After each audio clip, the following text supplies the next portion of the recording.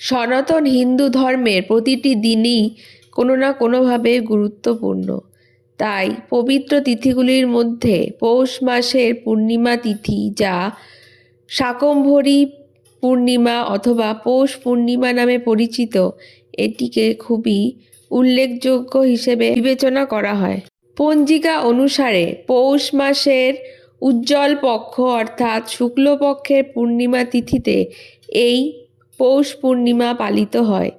এই তিথির দিন স্নান, দান এবং জপের উপকারিতা অনেক বেশি। ধর্মীয় আচার অনুষ্ঠান অনুসারে এই দিন যদি আপনারা গঙ্গা, নর্মদা অথবা যমুনা নদীতে পবিত্র স্নান করতে পারেন, তাহলে পুনর্জন্মের পাপ থেকে মুক্ত হতে পারবেন এবং আপনাদের মন পবিত্র হয়। আর যারা গিয়ে স্নান করতে পারবেন না, তারা অন্তত স্নানের জলের সঙ্গে কিছু পরিমাণ গঙ্গা জল মিশিয়ে বাড়িতেই স্নান সেরে নিতে পারেন। আসুন জেনে নিই পৌষ পূর্ণিমা তিথির দিনক্ষণ।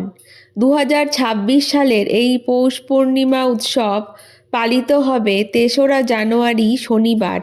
এই দিন পূর্ণিমা তিথি শুরু হবে 2রা জানুয়ারি 2026 সন্ধ্যাবেলা 6:53 থেকে এবং পূর্ণিমা তিথি শেষ হবে 3রা জানুয়ারি 2026 বিকালবেলা 3:32 মধ্যে।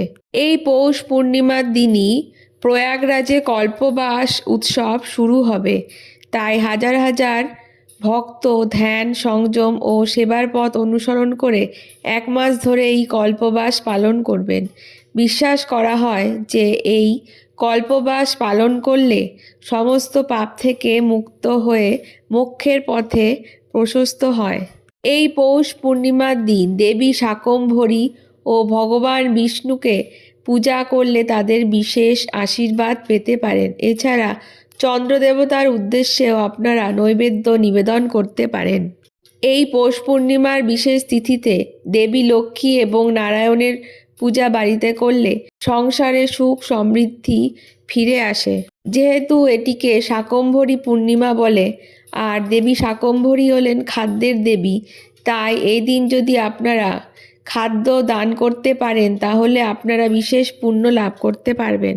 এছাড়া খাদ্যের পাশাপাশি কম্বল, তিল ইত্যাদি জিনিসও দান করতে পারেন। এই দিন দরিদ্র শিশুদের আপনারা খাদ্য দান করতে পারেন অথবা নারায়ণ সেবা দিতে পারেন। তার সাথে সাথে কোনো অভাবী ব্যক্তিকে আপনারা যদি পেট ভরে খাওয়ান, অবশ্যই তাদের বিশেষ কৃপা আপনারা পেয়ে আপনাদের জীবন সুখের হবে। পৌষ পূর্ণিমার দিন সূর্যোদয়ের আগে যদি স্নান সারতে পারেন, তাহলে খুব ভালো হয়। এই দিন যে কোনো সাদা রঙের পোশাক পরিধান করা শুভ বলে মনে করা হয়। সাদা রং যেহেতু শান্তির প্রতীক, তাই এটিকে পরিধান করলে আপনি শান্তির পথ পাবেন। এছাড়া ভগবান বিষ্ণু ও দেবী লক্ষ্মীর পূজায় সাদা পোশাক পরে পূজা করতে পারেন। এই দিন আপনারা সাদা রঙের মিষ্টিও দান করতে পারেন, যেটি করলে মনে করা হয় পিতৃদোষ থেকে মুক্তি পাবেন। এছাড়া সন্ধেবেলায় ঘরের বাইরে একটি প্রদীপ প্রজ্বলন করবেন।